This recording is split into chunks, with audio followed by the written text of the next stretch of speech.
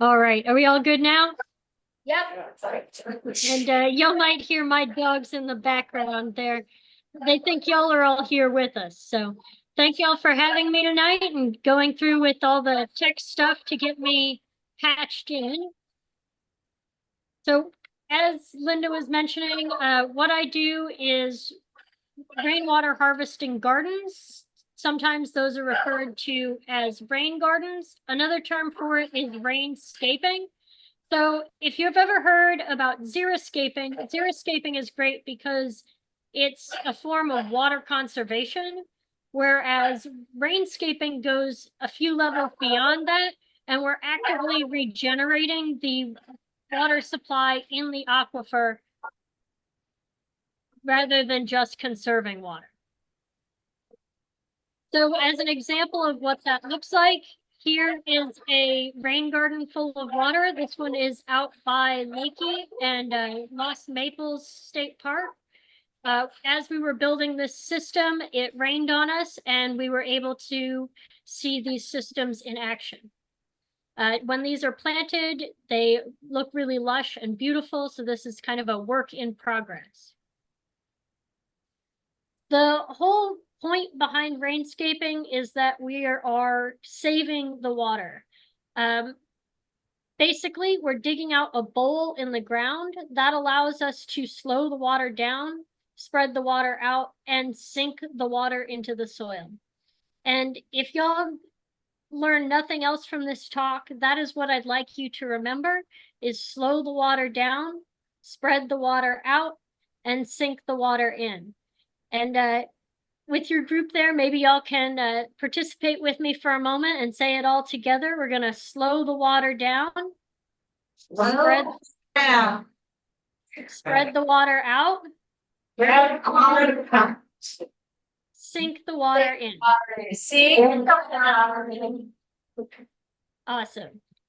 So going into what is a rain garden, it's a basin dug into the ground on contour, and that catches the rain and slowly releases it into the soil. Now, why would we want to do this? Who there thinks we have a water problem in Central Texas? Everybody. Yeah.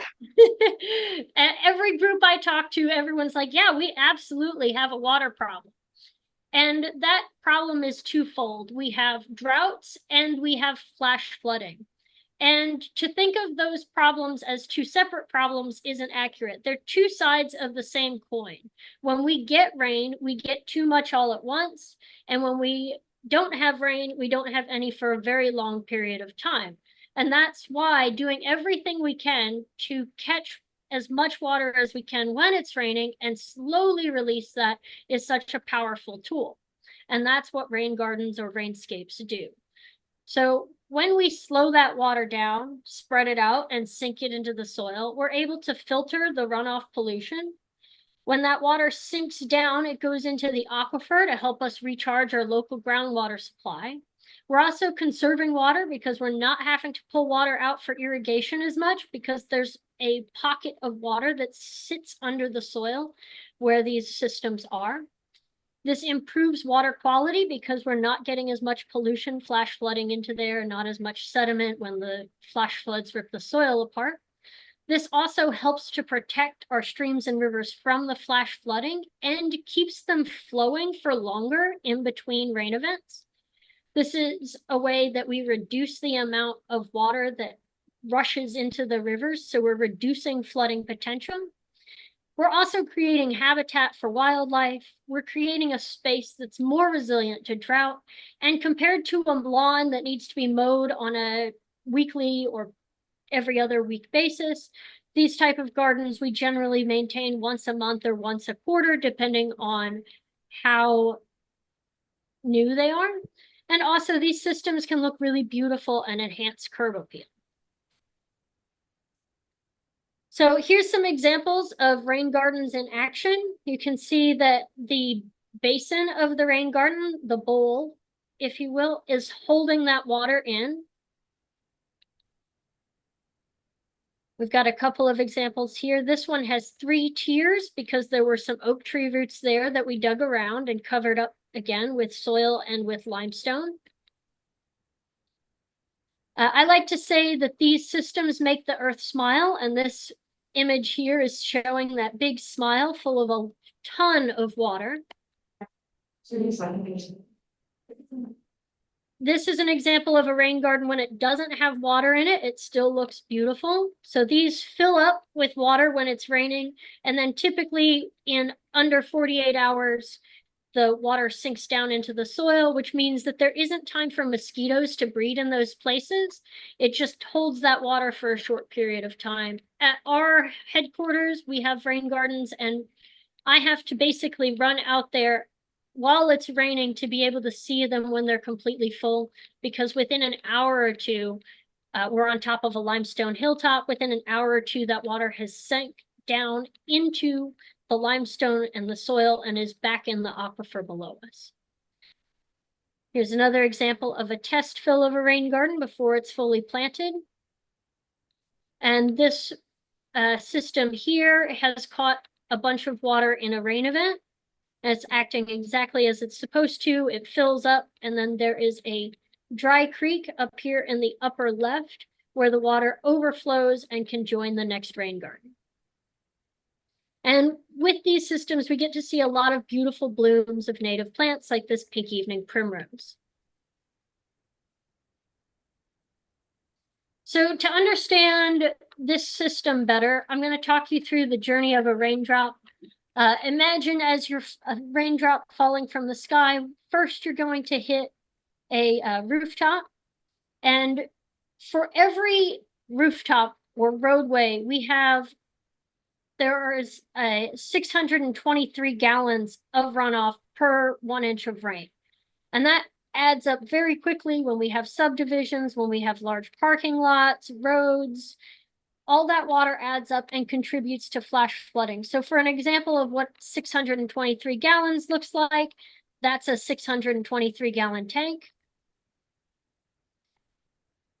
And if we also think about the soil as a place to hold water, this is a really key statistic from the Natural Resources Conservation Service, the NRCS.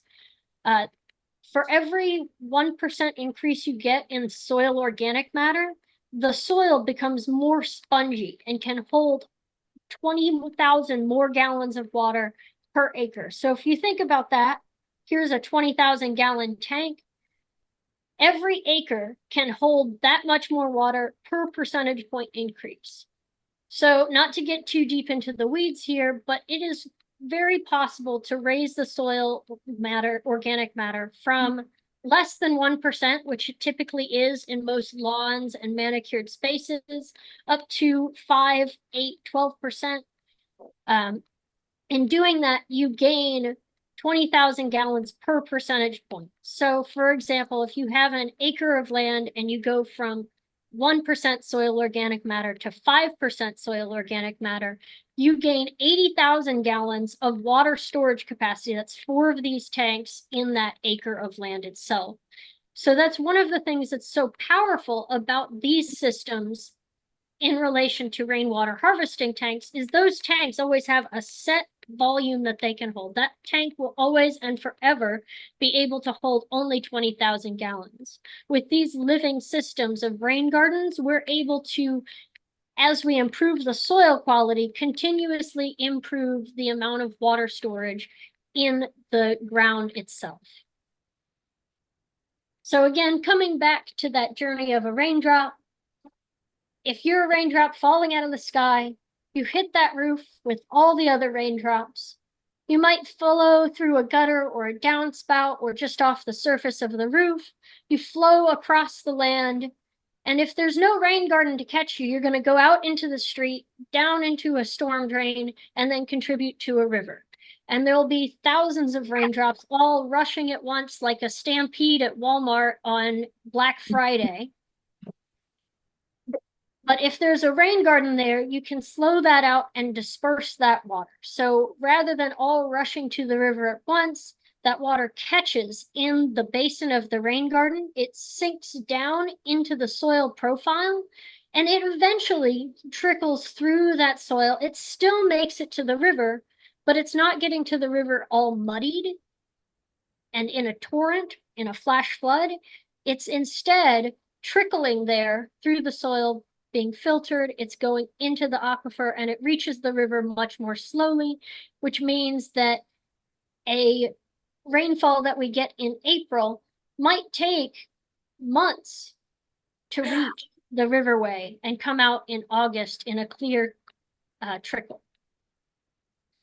Another component that we have of rain gardens is the berm. That's the raised portion on the downhill side, and that helps to keep the water in during heavy rain events. Native plants are a key component of rain gardens because of their deep roots. They help open up the soil profile and guide the water down. They also help increase the soil organic matter, like we just talked about how powerful that is for increasing the sponginess of the soil. And with those components, the increased soil organic matter, the bowl to slow the water down, and the native plants guiding the water into the soil profile, we have this beautiful recipe for a healthier, more resilient area. And that's how a rain garden works.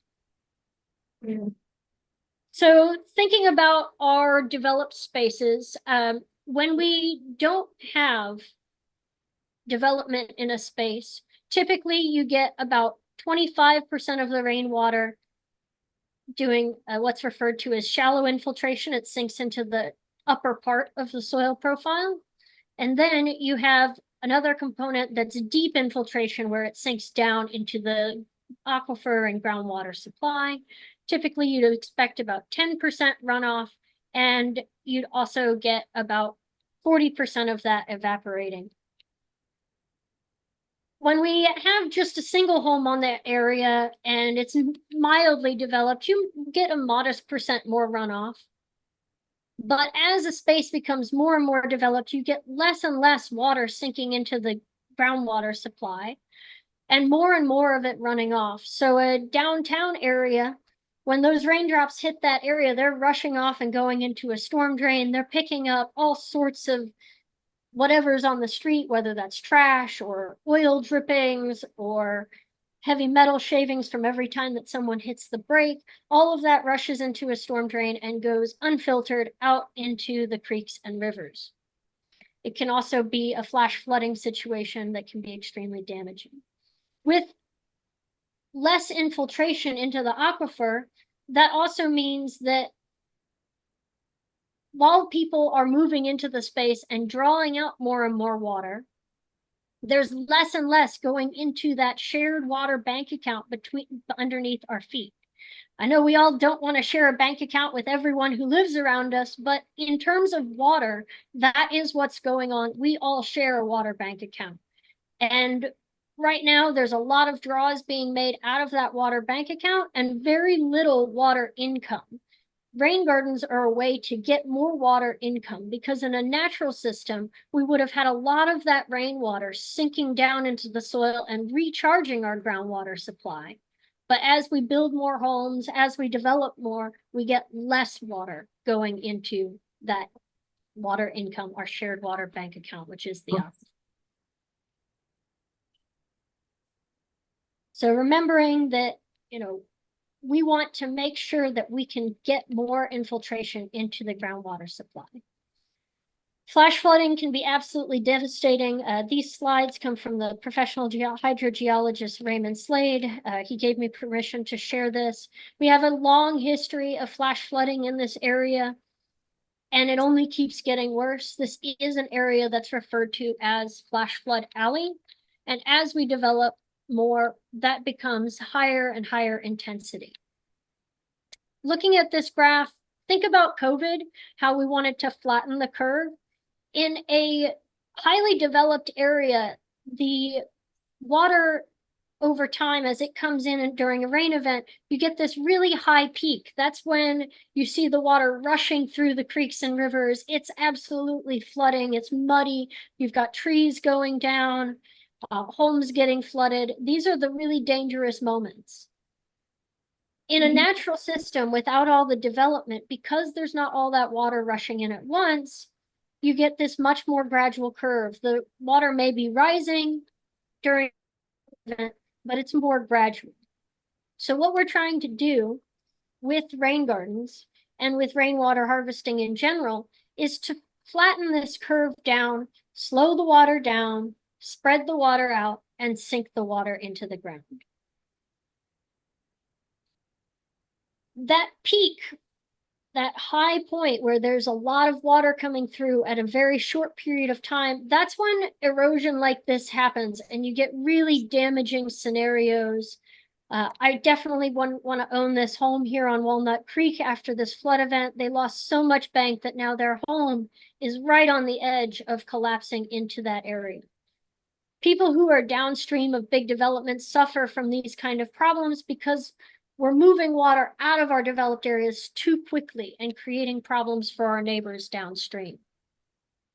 We're just starting to learn how damaging this is and trying to learn ways to develop better and handle our water better. So we had this old paradigm of we have to get this water out of here very fast, get it away from here, put it in a concrete channel, put it in a storm drain and get it gone, get it away. But how ridiculous is that when our most precious and rare resource in the Texas Hill Country is water? Why would we want to push it away from us? Shouldn't we want to keep it close? So thinking about this in the scale of a watershed, which goes from the tops of all the hills all the way down to the river, I like to say, no matter where you are part of a river, even if you live on an isolated hilltop. And every piece of land that's in that watershed is contributing something into that river area. What we can do in our homes and in our neighborhoods is we can mitigate the effect of our rooftops and catch that water in rain garden basins so that it goes slowly underground to the river rather than washing across the surface and picking up pet waste and all sorts of litter. So what this is about really is taking that whole watershed approach and thinking how we are all part of the health of our rivers and creeks. I want to tell a story briefly of two rivers. The San Antonio River, which now is very, you wouldn't swim in the San Antonio River anymore, which is absolutely tragic. But it used to flow clean and clear, just like the springs here in San Marcos where I live.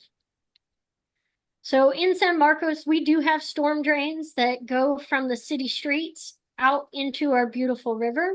We have signage that says what goes on these city streets flows into our rivers. Please keep your trash out of here. But still, our river is pristine and beautiful, and you're able to swim in it. The water is crystal clear, a great place to go swim and kayak. And this image is of the San Antonio River. Yes, believe it or not, that is the river. It's concreted in for flood control, and oftentimes there is no water there.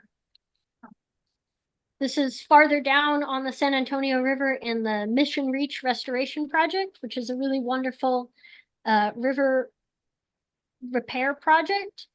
But still, all of the runoff from downtown San Antonio has polluted this water so badly that while we can kayak on it, we can't swim in it, which it breaks my heart because historically, in the times before the Alamo,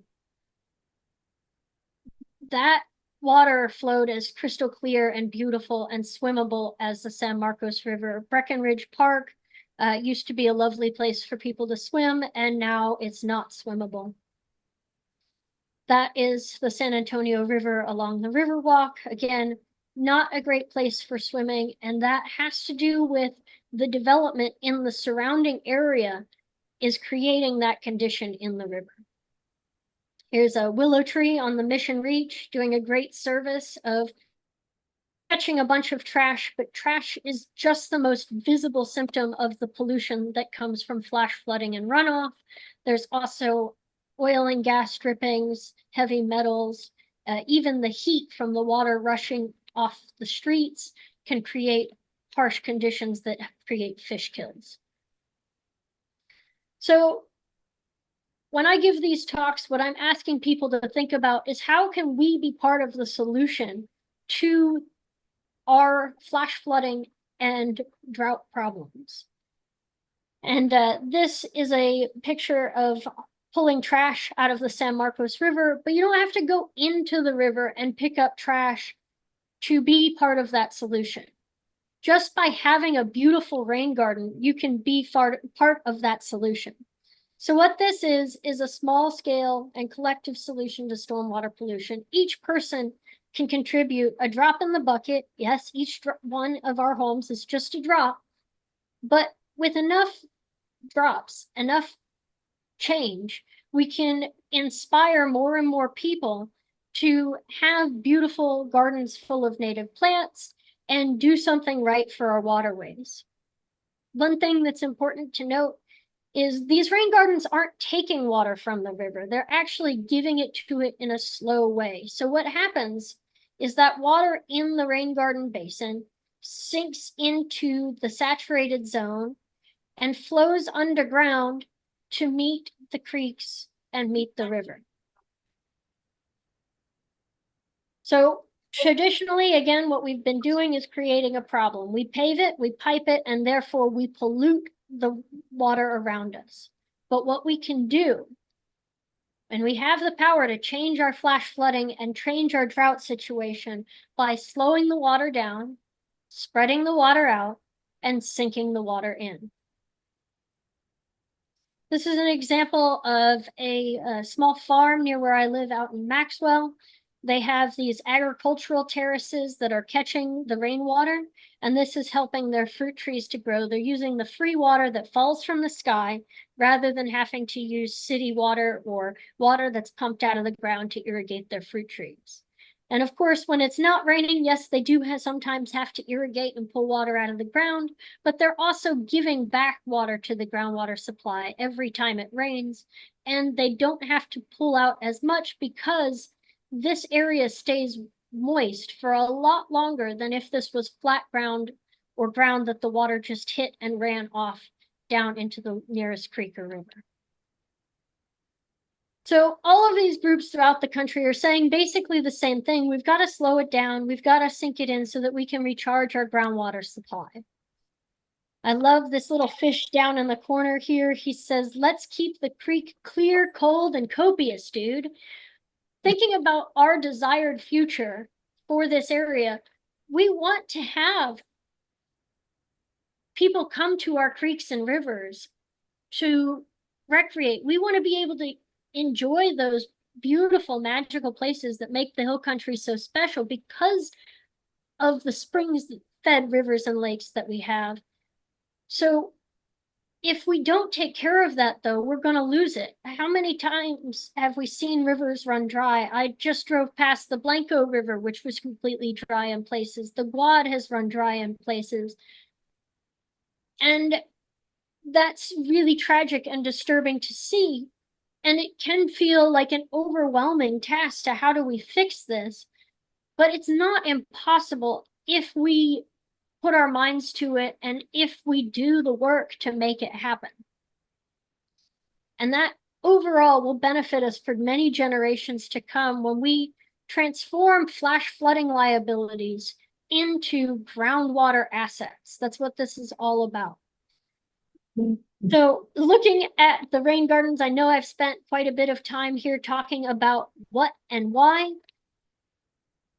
we would want to do rain garden, but I think that's really key to understand before we just look at these beautiful gardens. So we can start out with just a plain turf grass lawn where all of the water runs off. They often had a little creek running through here when it was raining, and then that water would run off and go into the Blanco River.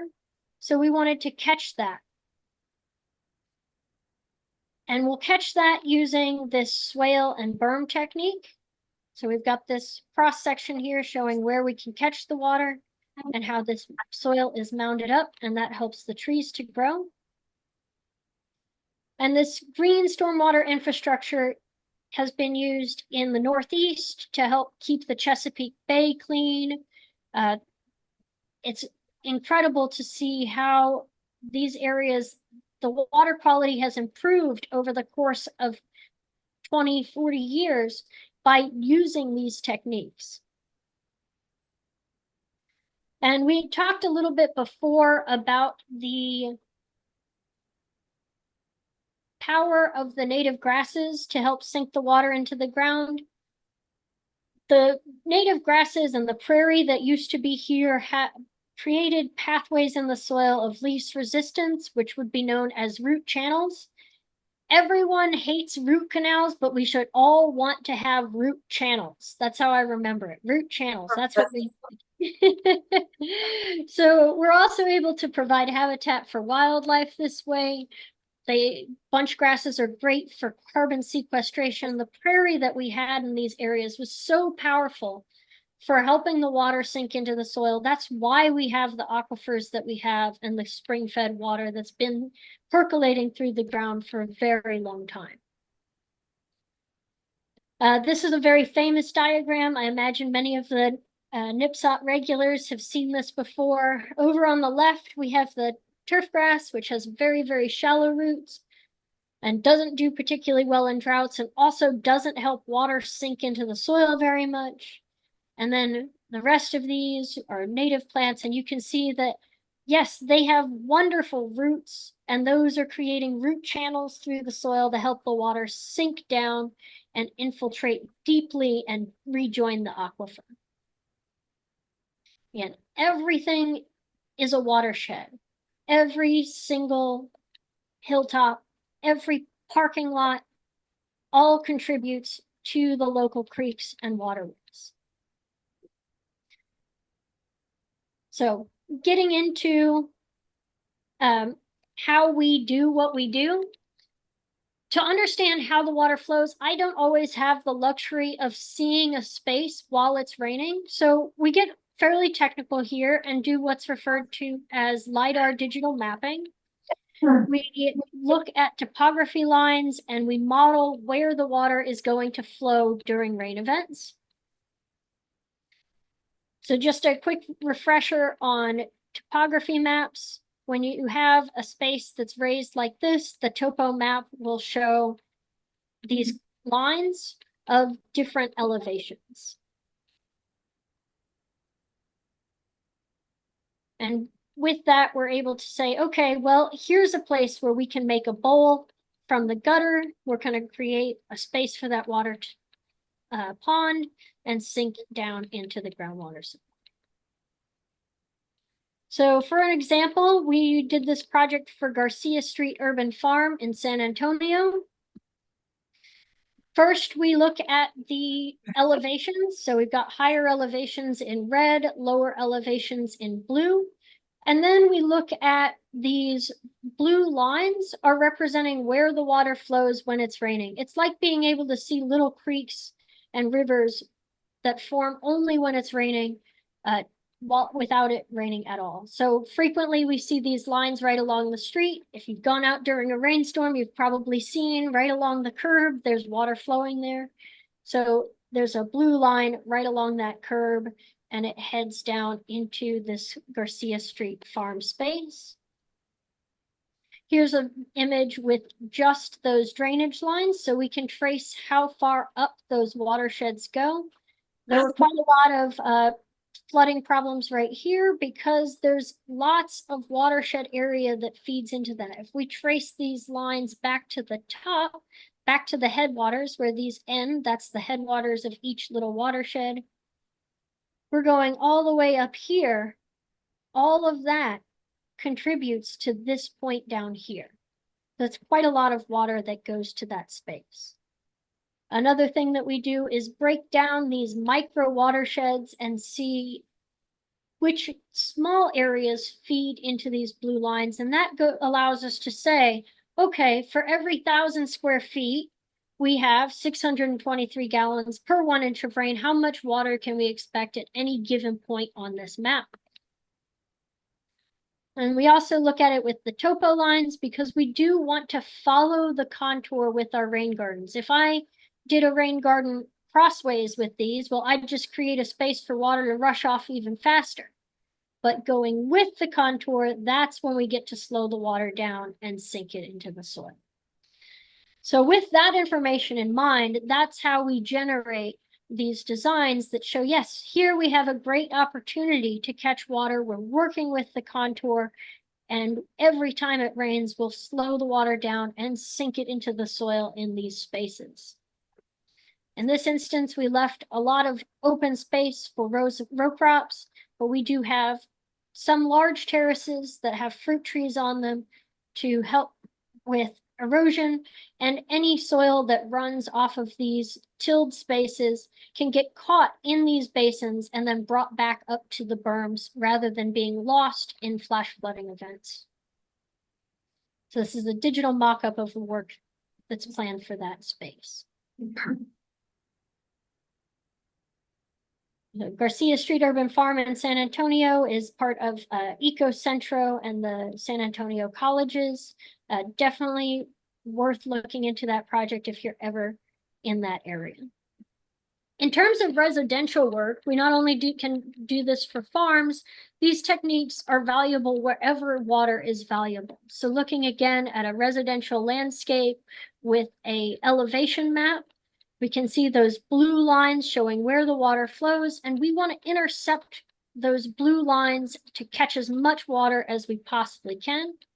We've got these watershed areas outlined saying, okay, yeah, we can expect this much water to reach these two based on the number of square feet we have. Sometimes we do have to break the watershed in half because we want to have a walkway. There's both the flow of water through the space and the flow of human use.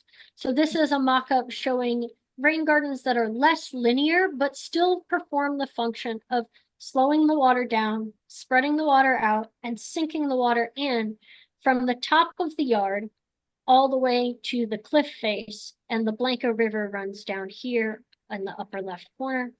So we're catching that water as many times as we possibly can.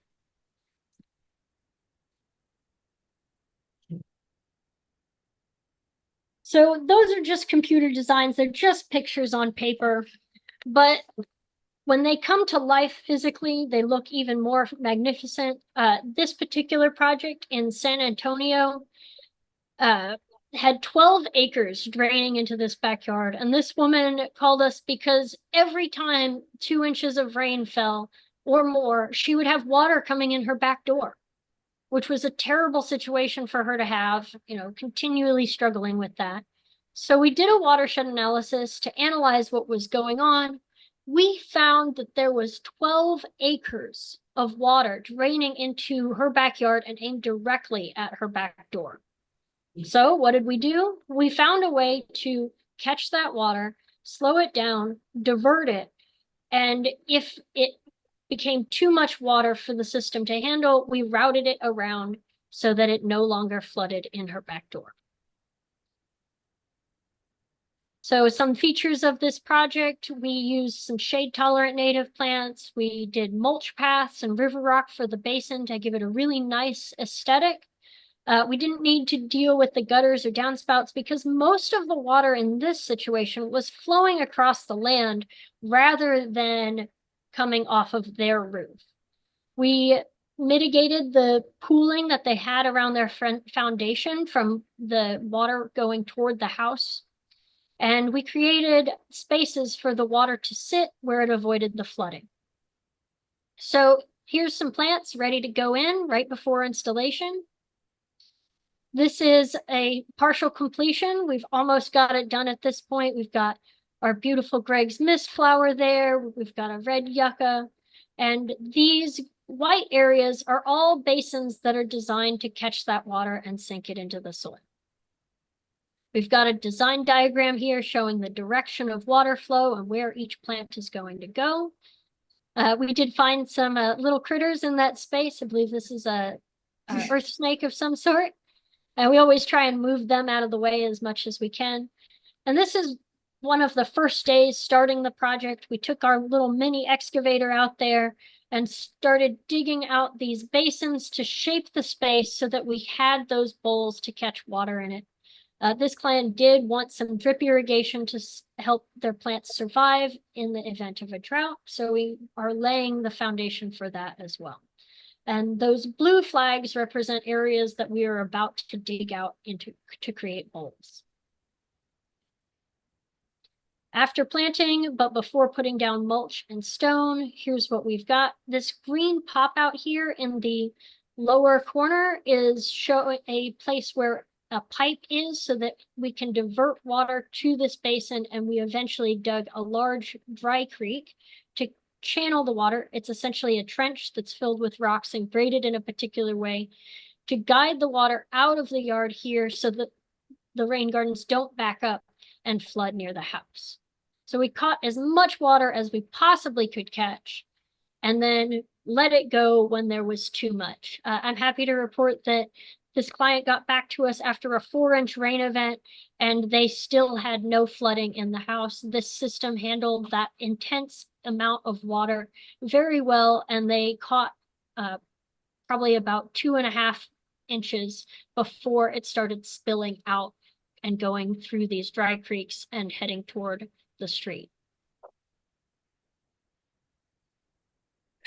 And this rain garden is very recently installed, and that's how it looks right after planting.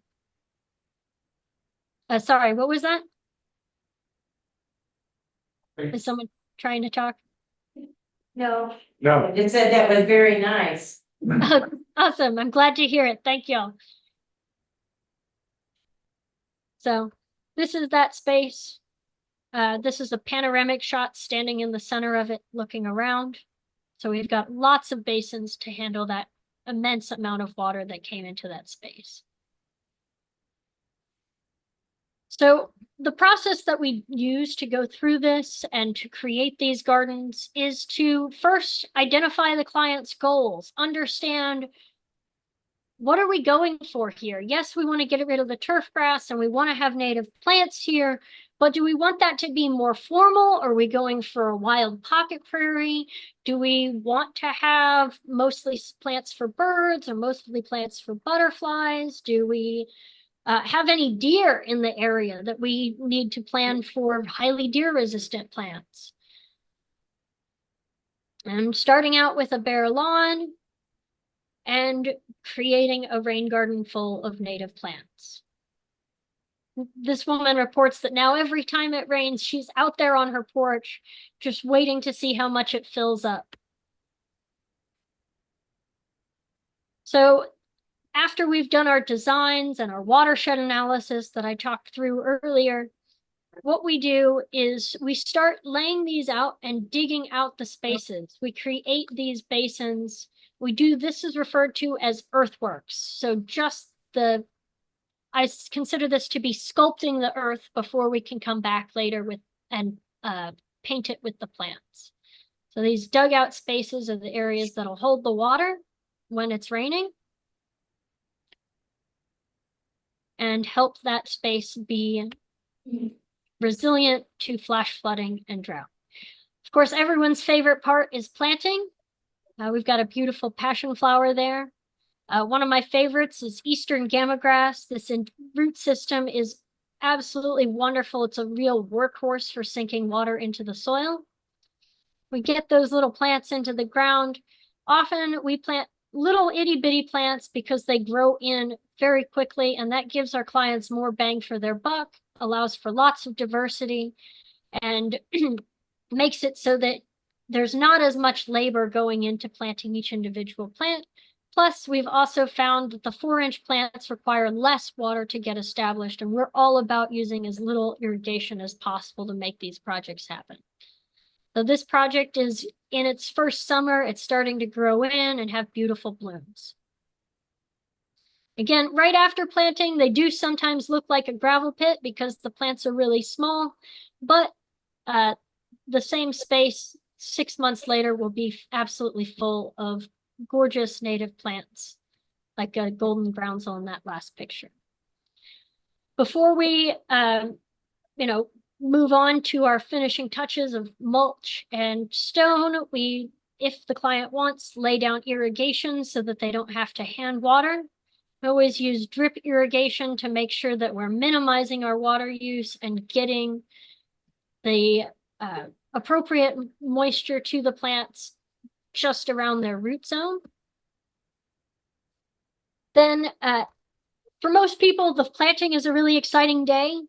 And then the best part is seeing it fill up in its first rain event, holding the water and really in action doing what it's supposed to do. We've got a beautiful giant coneflower that's very happy with all the extra water it got from that rain event. And you'll notice the different gardens have different clarities of water based on what runoff is going into them. Generally, roofs and lawns are fairly clean water. If we're getting it off of a driveway, that's a little bit, a little bit muckier. And then if there's oak leaves, then you get those tannins that turn it a little bit brown, but it's not really a problem that it's brown. Sometimes we don't install stone, so the mulch floats a little bit, but as the water recedes, it just sinks back down. So just depending on preference, whether we want that classic xeriscape look with the rock, or if we want to just have mulch, works just fine. The only area that we always use stone is in those dry creeks because they are trenches and can become a tripping hazard or erode if we don't add the river rocks in the dry creeks. We get to have a lot more diversity in rain gardens because we have low-lying areas where plants get more moisture, and then we have raised areas for our really, really dry-loving plants. So I'm able to grow a Clematis pitcheri, which likes quite a bit more water than many of our other plants because we have these rain garden basins. This is in front of our headquarters. Last year, we dug this in December as a demonstration garden at our site. We've got the bluebonnets starting to bloom in April. And then this is this year in April with the bluebonnets blooming, the coneflower have spread, and you can't see the rocks anymore because the plants have grown in so well. I personally love that, just seeing it green and growing.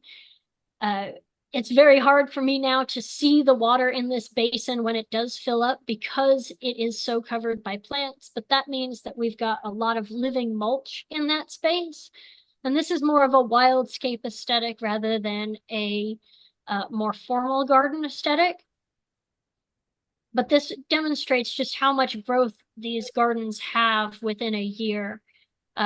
Even though last summer was a really tough summer, we still have just tremendous blooms this spring. Again, this is another garden that used to be bare turf grass, and we've got some really nice shaping going on with the river rocks as the plants get started growing in. Lovely mealy blue sage there. Just lots of happy, thriving plants. It turns out the main limiting factor in Texas for our plants is water. We have good soil. We have, generally really good growing conditions for our Texas natives. It's just if we give them a little bit extra water, they do so much better. And having a rain garden makes it so that we can maximize the effectiveness of every drop of rain that falls from the sky. Got some lovely cedar sage there, fall aster, cowpen daisy.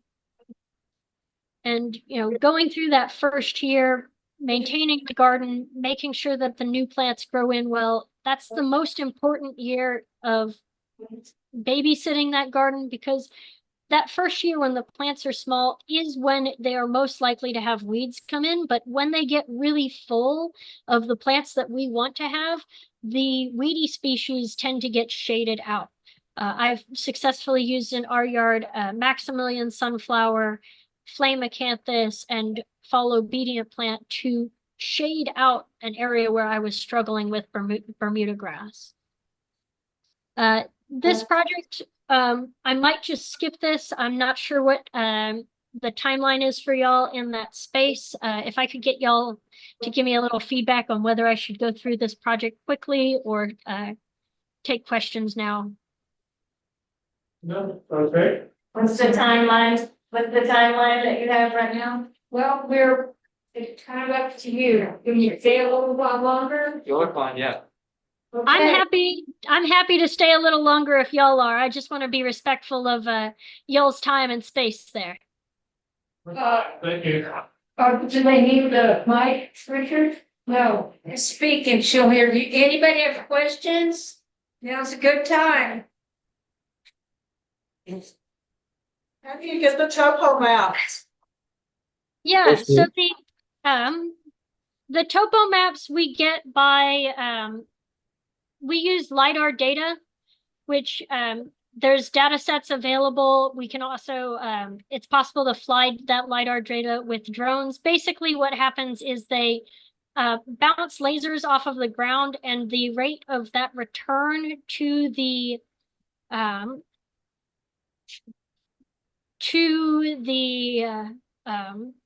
Elevation. to the airplane or the feature above is what allows them to determine the elevations involved. So then we process that through geographic information systems, which is a computer program, and that allows us to analyze the various elevations. It gets pretty technical, and we do have a GIS technician that does most of that. Does that answer your question adequately? Yeah. USDS. USDS doesn't have it doesn't have enough detail for that sort of thing. There are some USGS LiDAR sites that are accessible, but generally we use TENRIS instead. Because we're looking at, an 1/8 of an inch of water or of elevation difference does affect water flow. So we are looking at 1-foot contours at a minimum. Sometimes we push the boundaries of the technology and we'll, are able to generate 3-inch or 6-inch contours rather than 1-foot contours. So we want to get really, really specific and precise, especially in small areas.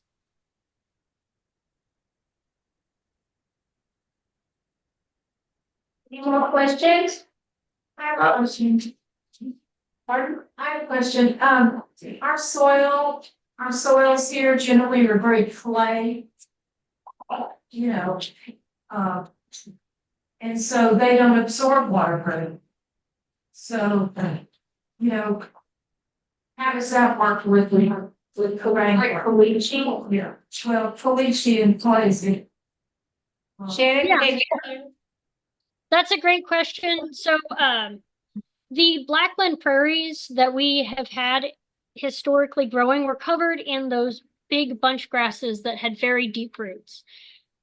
And traditionally, when those ecosystem functions were in place, the roots of those grasses were guiding a lot of that water down, and we're refreshing that clay with more soil carbon very rapidly. So when we are working in an area that has heavy clay soil, we do work to amend that soil and try to get it to have as high of a soil organic matter component as possible.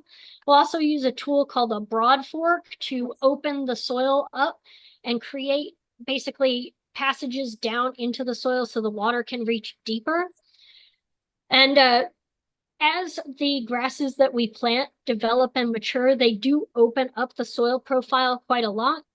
There are instances where the infiltration rate is so low and you need to do a percolation test to determine this. But there are areas where the soil is so compacted and such heavy clay that the rain garden does need what's referred to as an under drain underneath it, so that the water can go out through the drain and escape that way. The downside of that is that it doesn't actually sink into the ground as much when you use an under drain. So we try to use biological methods first to get rich compost, improve the soil organic matter, there are documents that refer to the historic soil organic matter of the clay in blackland soil as up at around 15 or 18% soil organic matter. And now that many of those spaces have been transformed into lawns or turf grass or farm fields, oftentimes we've lost so much of that soil organic matter, usually back down, like I said, less than 1% is what's typical on average for a lawn. So that presents huge challenges in that you have this space that could hold tremendous amounts of water, and would actually, clay could hold a lot of water in it, but because it's been compacted, because it's lost so much soil organic matter, it can't anymore.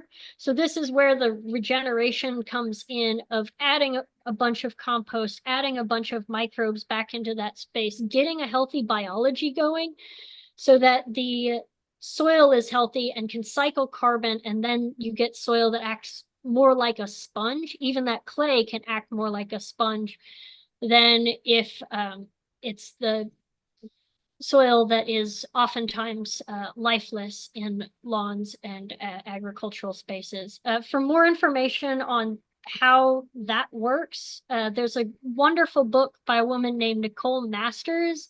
It's called For the Love of Soil, and she goes very in depth. She's a microbiologist in terms of how the restoring the microbiology and how having the plants with their root exudates, just basically the plants give off sugar to the microbes, how that can allow you to have much better water infiltration even in clay soils. So I hope I didn't get too deep in the weeds there. That was a wonderful question.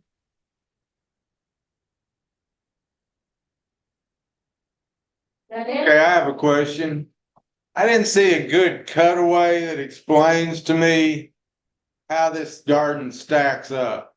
You showed us the hole and you showed us the top, but you didn't show us how we get there. What, you dig the hole, is that lined with something?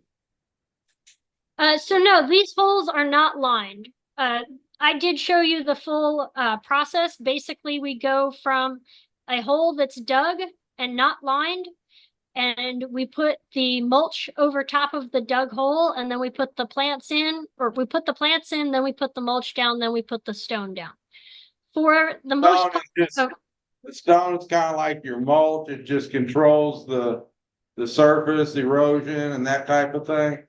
yeah, the stone is really more for aesthetic purposes. We do put mulch and compost blend underneath the stone, and that's what really gives the fertility. The stone is primarily aesthetic unless it's in, if you look above my hat here on this image, there is a dry creek there. That's the only place where that rock is truly necessary. But the reason we don't line these with, like, say, a pond liner is because we're not trying to make ponds. We're trying to get this water to sink into the soil profile. There are some instances where if you're taking water off of a large parking lot where there's a lot of heavy pollutant load, in that instance, you don't want that water going directly back into the aquifer. So the process is a little different, and you would line it and then add more soil. That gets a little more complicated, but when we're collecting water just off of turf areas or off of roofs, it's generally not so nasty that we can't just sink it right back into the soil. And that watershed analysis does give us insight into what we're receiving from, so that we make sure that there's not some sort of industrial facility uphill that we didn't notice. All right, is there a lifespan on these? Do they ever get hard where they're just not sucking up water anymore? Yeah, that's a great question as well. So what we've found is that generally these, so we have never had one stop working since we've been in business. Ecosystem Regeneration Artisans, I founded in 2017. We've dug over 300 rain gardens since then.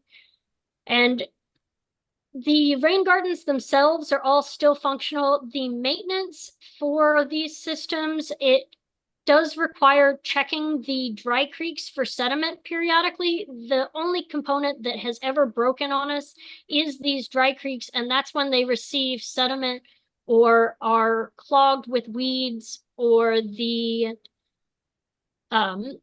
leaves have been let to pile up in these dry creeks. So I say to our clients that in their maintenance procedure, one of the most important things that they need to do is make sure that they keep leaves and weeds out of these dry creeks and make sure that they still flow, and check them for silt buildup. The lifespan on systems like these, there are some very old examples. In San Marcos here on top of one of the hills, there is a conservation terrace that's been dug, that was an indigenous one that is who knows how old. Also, these are very similar to what the Civilian Conservation Corps built during the Dust Bowl era, trying to conserve soil and water. You'll sometimes see them in old fields, these terraces. It's essentially the same process, and those still exist from the 1930s. So with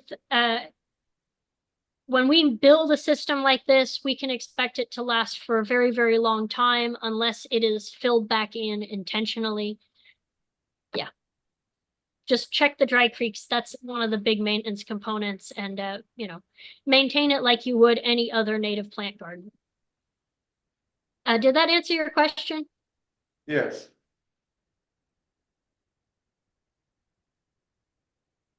That it?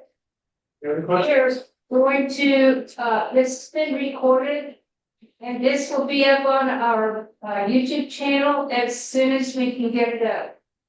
And if you are not on our email and want to be, the sign up sheet is here. In a minute, it's up on our YouTube channel. I'll let everybody know that it's there. Alrighty, well, thank y'all again for having me tonight. Last parting words, there was one thing I wanted y'all to remember. Can y'all say it with me? What are we gonna do?